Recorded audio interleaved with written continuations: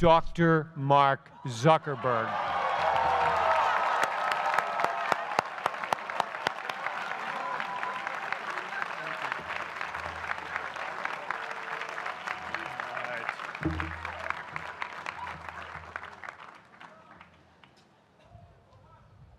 I love this place.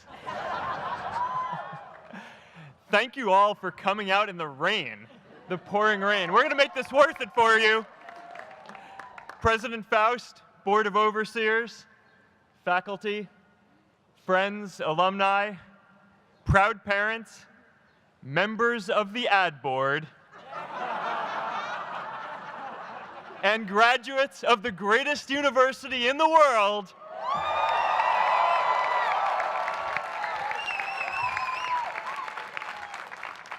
I am honored to be here with you today because, let's face it, you accomplished something I never could. If I get through this speech today, it'll be the first time I actually finish something here at Harvard. Class of 2017, congratulations.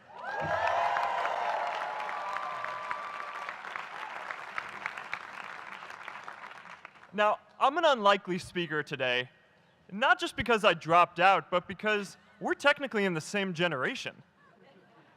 We walked this yard less than a decade apart. We studied the same ideas and slept through the same Act 10 lectures.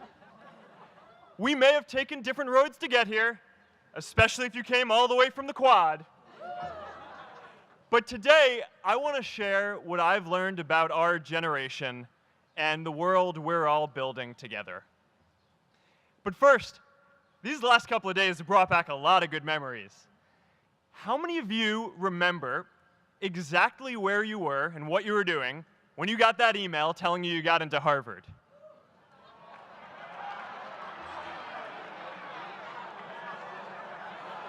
I was playing the video game Civilization, and I ran downstairs and got my dad, and for some reason, his first reaction was to video me opening the email. That could have been a really, really sad video. But I swear, getting into Harvard is the thing my parents are most proud of me for. My mom is nodding. You all know what I'm talking about. Look, guys, it's tough to beat this. You'll see when you get out there. How many of you remember your first lecture here at Harvard? Mine was Computer Science 121 with the incredible Harry Lewis. Harry. I was running late for class, so I threw on a t-shirt, and I didn't realize until afterwards that I put it on inside out and backwards, and my tag was sticking out the front. I couldn't figure out why no one in class would talk to me. Except for this one guy, KX Jin. He just went with it. We started doing our problem sets together, and now he runs a big part of Facebook. And that, class of 2017, is why you should be nice to people.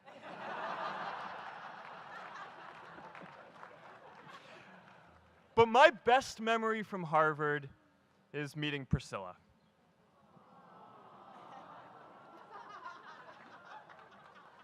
I had just launched this prank website, Face Mash. And the ad board wanted to see me. Everyone thought I was going to get kicked out. My parents drove up here to help me pack my stuff. My friends threw me a going-away party. Who does that? As luck would have it, Priscilla was at that party with her friends, and we met in line for the bathroom in the Foho Bell Tower, and in what must be one of the all-time most romantic lines, I turned to her and said, "I'm getting kicked out in 3 days, so we need to go on a date quickly." Actually, any of you graduating today can use that line. "I'm getting kicked out today. We need to go on a date fast." I didn't end up getting kicked out. I did that to myself. Priscilla and I started dating, and, you know, that movie made it seem like Face Mash was so important to starting Facebook. It wasn't. But without Face Mash, I never would have met Priscilla. And Priscilla's the most important person in my life. So you could still say it was the most important thing I built in my time here.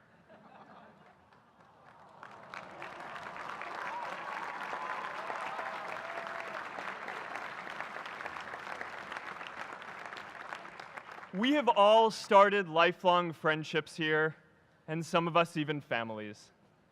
That's why I'm so grateful to this place. Thanks, Harvard.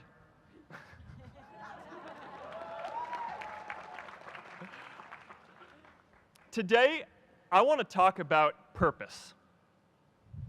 But I'm not here to give you the standard commencement about finding your purpose. We're millennials. We try to do that instinctively. Instead, I'm here to tell you that finding your purpose isn't enough. The challenge for our generation is to create a world where everyone has a sense of purpose. One of my favorite stories is when JFK went to go visit the NASA Space Center, and he saw a janitor holding a broom, and he asked him what he was doing, and the janitor replied, "Mr. President, I'm helping put a man on the moon."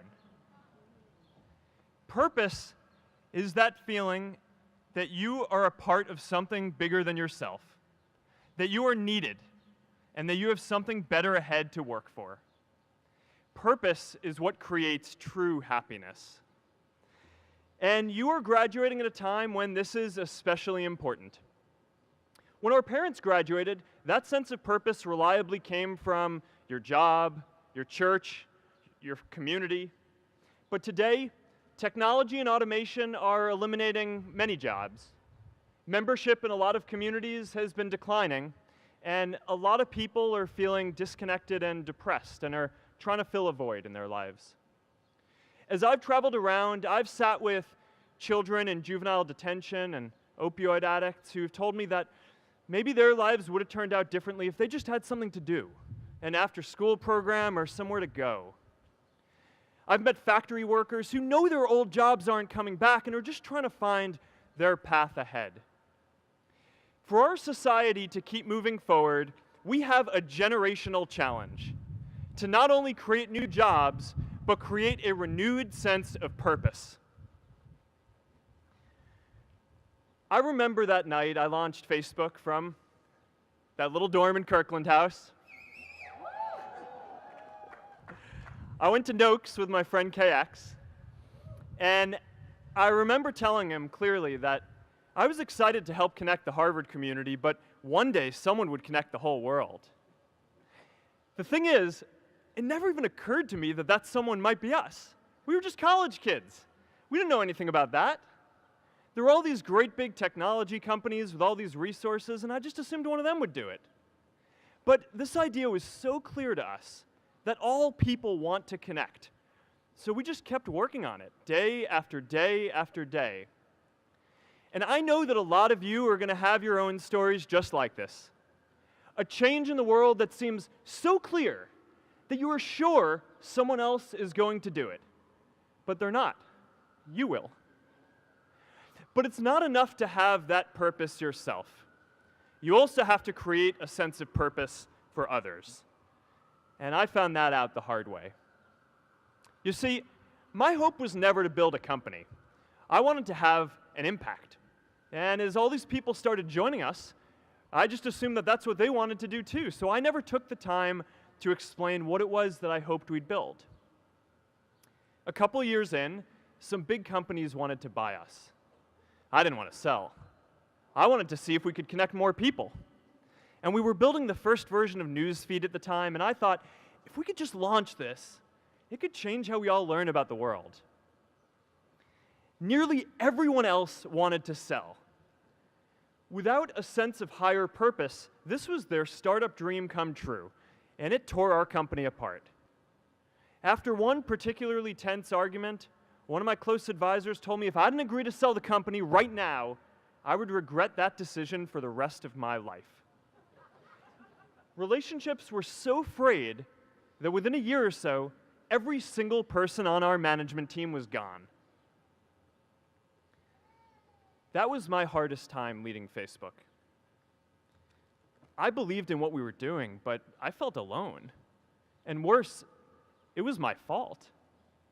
I wondered if I was just wrong, an imposter, a 22-year-old kid who had no idea how things actually worked.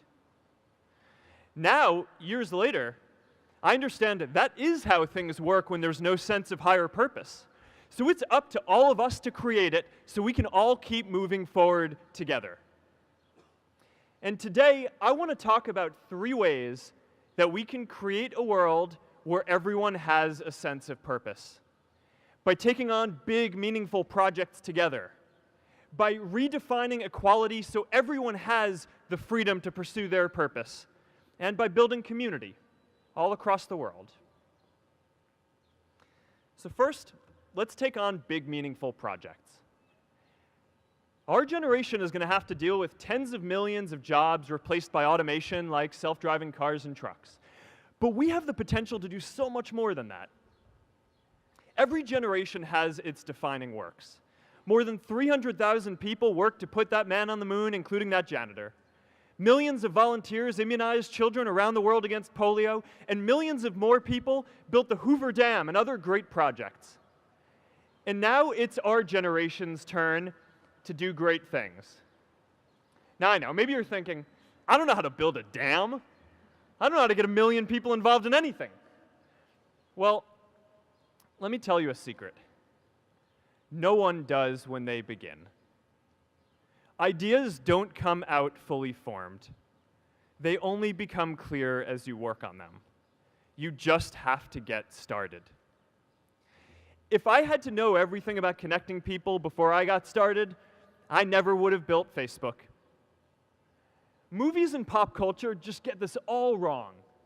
The idea of a single eureka moment is a dangerous lie. It makes us feel inadequate because we feel like we haven't had ours yet.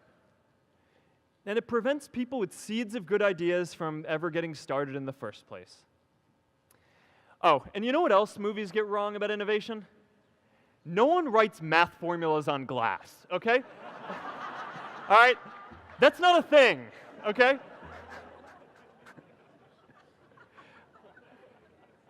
It's really good to be idealistic, but be prepared to be misunderstood. Anyone working on a big vision is going to get called crazy, even if you end up right. Anyone taking on a complex problem is going to get blamed for not fully understanding it, even though it's impossible to know everything up front. Anyone taking initiative will always get criticized for moving too fast because there's always someone who wants to slow you down. In our society, we often don't take on big things because we're so afraid of making mistakes that we ignore all the things wrong today if we do nothing. The reality is, anything we do today is going to have some issues in the future. But that can't stop us from getting started. So what are we waiting for? It is time for our generation-defining great works. How about stopping climate change before we destroy the planet and getting millions of people involved, manufacturing and installing solar panels? How about curing all diseases and getting people involved by asking volunteers to share their health data, track their health data, and share their genomes? You know, today, our society spends more than 50 times as much treating people who are sick as we invest in finding cures so people don't get sick in the first place. It makes no sense. We can fix this. How about modernizing democracy so everyone can vote online? And how about personalizing education so everyone can learn? These achievements are all within our reach. Let's do them all in a way that gives everyone in our society a role. Let's do big things, not just to create progress, but to create purpose.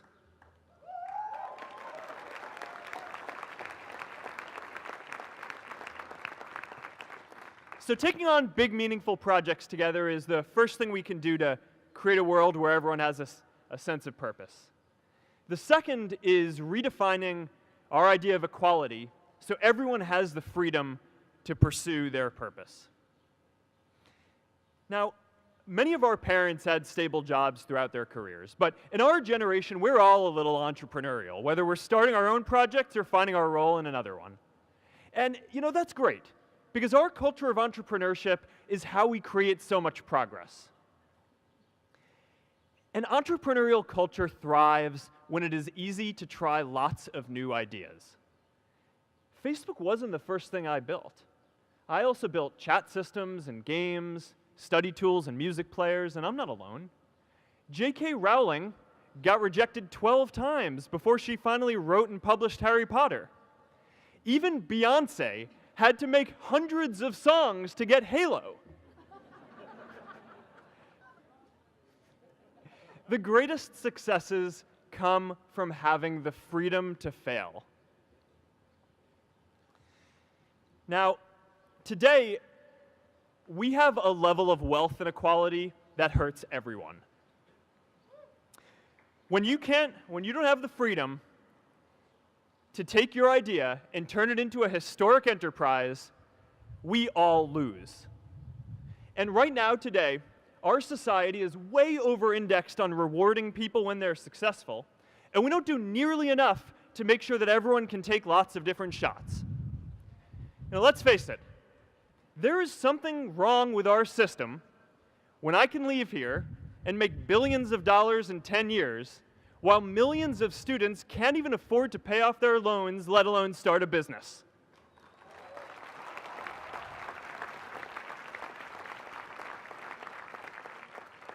Look, I know a lot of entrepreneurs, and I don't know a single person who gave up on starting a business because they were worried they might not make enough money. But I know too many people who haven't had the chance to pursue their dreams because they didn't have a cushion to fall back on if they failed.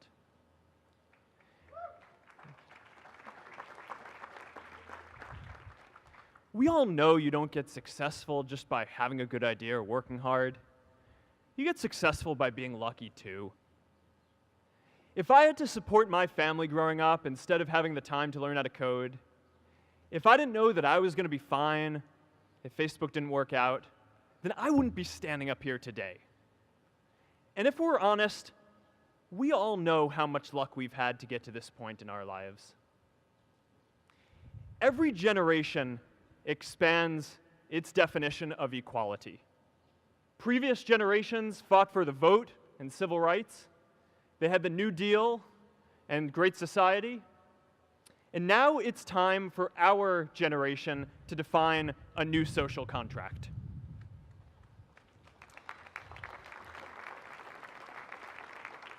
We should have a society that measures progress not just by economic metrics like GDP, but by how many of us have a role we find meaningful. We should explore ideas like universal basic income to make sure that everyone has a cushion to try new ideas. We're all going to change jobs and roles many times, so we need affordable childcare to get to work and healthcare that's not tied to just one employer. And we're all going to make mistakes. So we need a society that's less focused on locking us up and stigmatizing us when we do.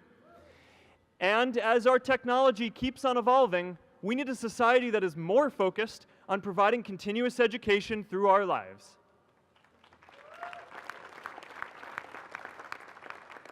And yes, giving everyone the freedom to pursue purpose isn't going to be free. People like me should pay for it. And a lot of you are going to do really well, and you should too.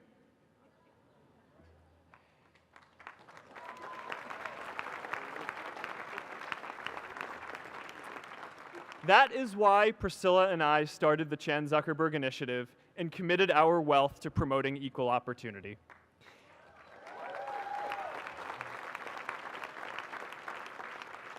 These are the values of our whole generation. It was never a question of if we were going to do this.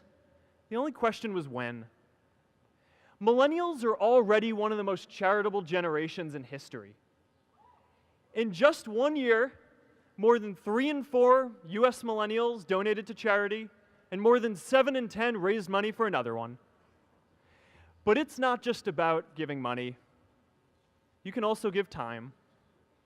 And I promise you, if you just take an hour or two a week, that's all it takes to give someone a hand and help them reach their potential. Now, maybe you're thinking, that's a lot of time. I'm not sure if I have that much time. I used to think that. You know, when Priscilla graduated from Harvard, she became a teacher. And before she'd do education work with me, she told me that I needed to get my own experience teaching a class. At first, I complained. I said, you know, I'm kind of busy. I'm running this company. But she insisted. So I taught an after-school program at the local Boys and Girls Club on entrepreneurship. I taught those kids lessons on product development and marketing, and they taught me what it was like growing up feeling targeted for your race, and what it's like having a family member in prison. I shared stories of my time in school, and they shared their hope that one day they would get to go to college too. For 5 years, I've had dinner with those students every month. One of them even threw Priscilla and me our first baby shower. And next year, they're going to college. Every one of them, first generation in their families. We can all make time to give someone a hand. Let's give everyone the freedom to pursue purpose, not just because it's the right thing to do, but because when more people can turn their dreams into something great, we are all better for it.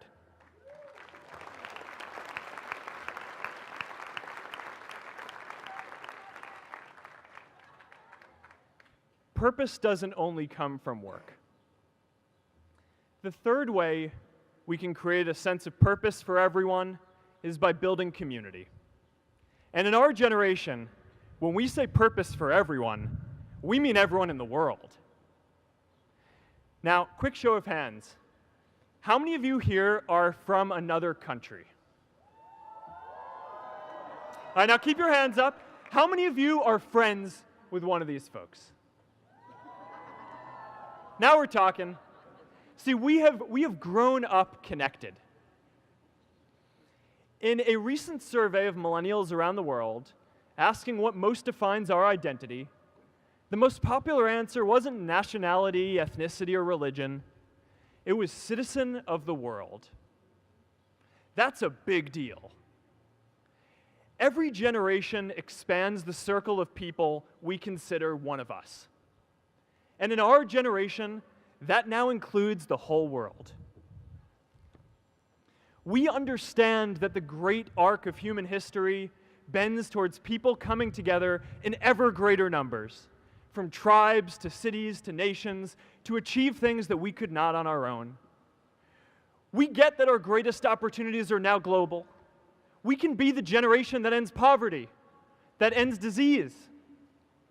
And we get that our greatest challenges need global responses too. No country can fight climate change alone or prevent pandemics. Progress now requires coming together, not just as cities or nations, but also as a global community. But we live in an unstable time. There are people left behind by globalization across the whole world. And it's tough to care about people in other places when we don't first feel good about our lives here at home. There's pressure to turn inwards. This is the struggle of our time. The forces of freedom, openness, and global community against the forces of authoritarianism, isolationism, and nationalism. Forces for the flow of knowledge, trade, and immigration against those who would slow them down. This is not a battle of nations. It is a battle of ideas. There are people in every country for more global connection, and there are good people against it. And this isn't going to be decided at the UN either. It's going to happen at the local level when enough of us feel a sense of purpose and stability in our own lives that we can start to open up and care about everyone else too. And the best way to do that is to start building local communities right now.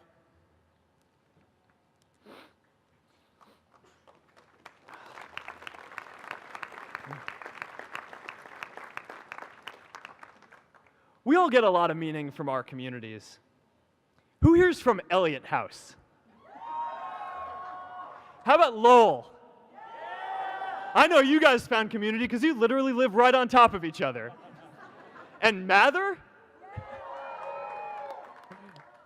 I'll just leave that there. Whether our communities are houses or sports teams, churches or a cappella groups, they give us that sense that we are a part of something bigger, that we are not alone. They give us the strength to expand our horizons. And that's why it's so striking that over the past few decades, membership in all kinds of communities has declined by as much as 1/4. That's a lot of people who now need to find a sense of purpose somewhere else. But I know that we can rebuild these communities and start new ones because many of you already are.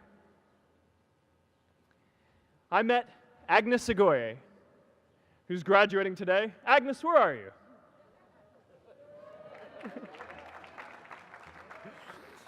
Agnes spent her childhood navigating conflict zones with human trafficking in Uganda, and now she's trained thousands of law enforcement officials to keep communities safe.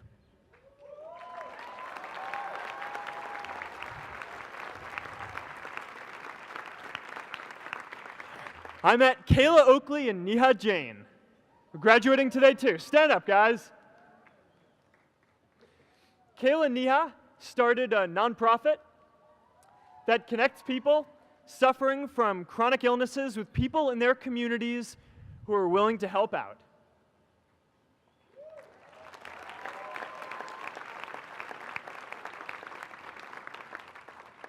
And I met David Razu Aznar, who's graduating from the Kennedy School today. David, stand up. David is a former city councilor who fought to make Mexico City the first Latin American city to pass marriage equality, even before San Francisco.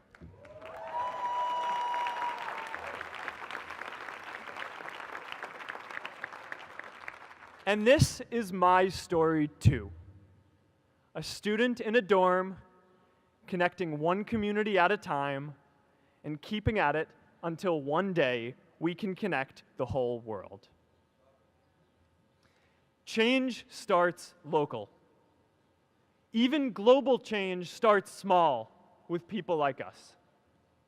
In our generation, the struggle of whether we connect more, whether we achieve our greatest opportunities, comes down to this: your ability to build communities and create a world where every single person has a sense of purpose.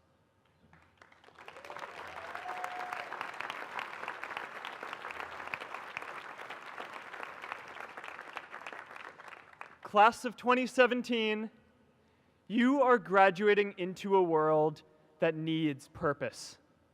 And it's up to you to create it. Now, maybe you're asking yourself, can I really do this? Well, remember when I told you about that class I taught at the Boys and Girls Club?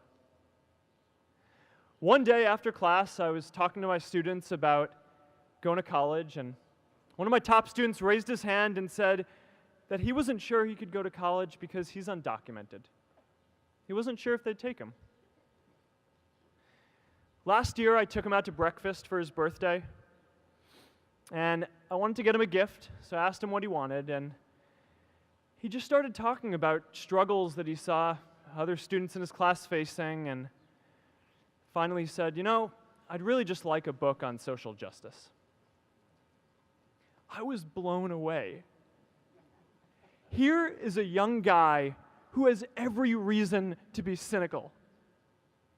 He wasn't sure if the country he calls home, the only one he's known, was going to deny him his dream of going to college.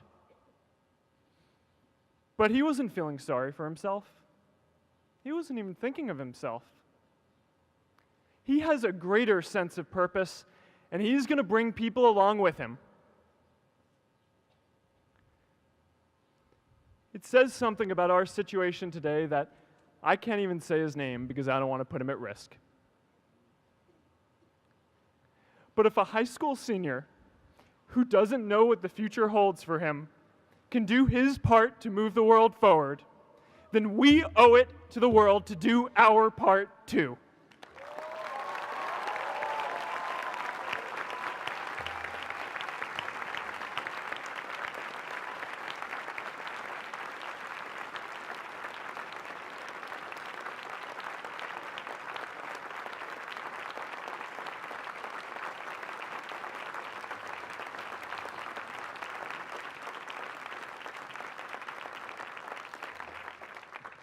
So before you walk out those gates one last time, and as we sit here in front of Memorial Church, I'm reminded of a prayer, Misha Berach, that I say whenever I face a big challenge, that I sing to my daughter, thinking of her future when I tuck her in at night. And it goes, "May the source of strength, who's blessed the ones before us, help us find the courage to make our lives a blessing." I hope you find the courage to make your life a blessing.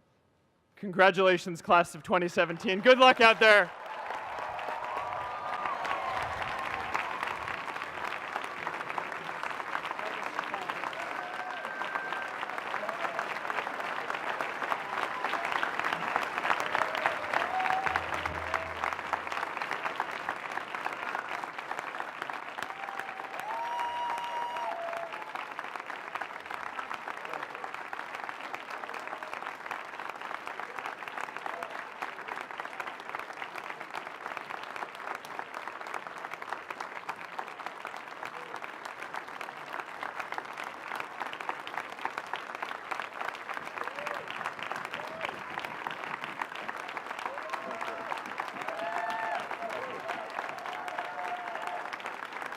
Thank you.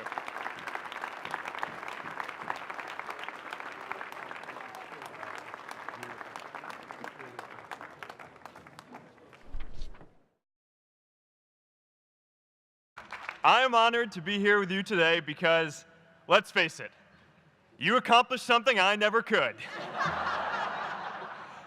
If I get through this speech today, it'll be the first time I actually finish something here at Harvard. Class of 2017, congratulations.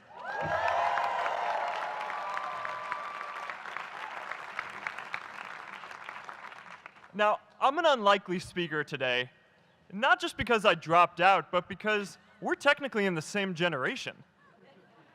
We walked this yard less than a decade apart. We studied the same ideas and slept through the same Act 10 lectures. We may have taken different roads to get here, especially if you came all the way from the quad. But today, I want to share what I've learned about our generation and the world. How many of you remember your first lecture here at Harvard? Mine was Computer Science 121 with the incredible Harry Lewis. Harry. I was running late for class, so I threw on a t-shirt. And I didn't realize until afterwards that I put it on inside out and backwards and my tag was sticking out the front. I couldn't figure out why no one in class would talk to me. Except for this one guy, KX Jin. He just went with it. We started doing our problem sets together and now he runs a big part of Facebook. And that, class of 2017, is why you should be nice to people.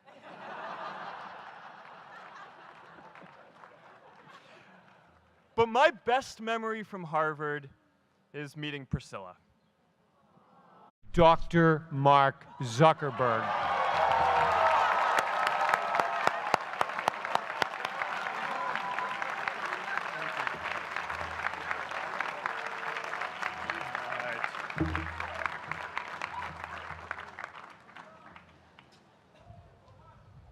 I love this place.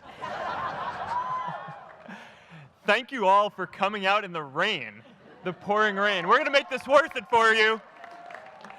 President Faust, Board of Overseers, faculty, friends, alumni, proud parents, members of the ad board,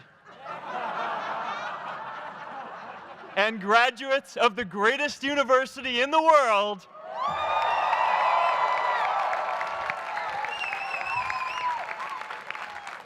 we're all building together. But first, these last couple of days have brought back a lot of good memories. How many of you remember exactly where you were and what you were doing when you got that email telling you got into Harvard?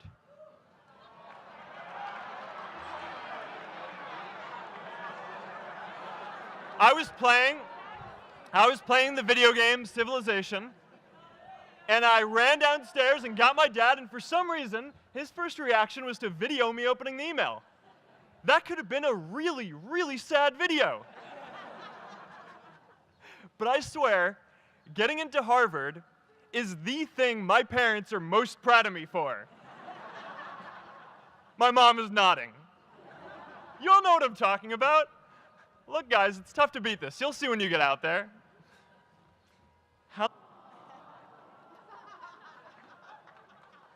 I had just launched this prank website, Face Smash,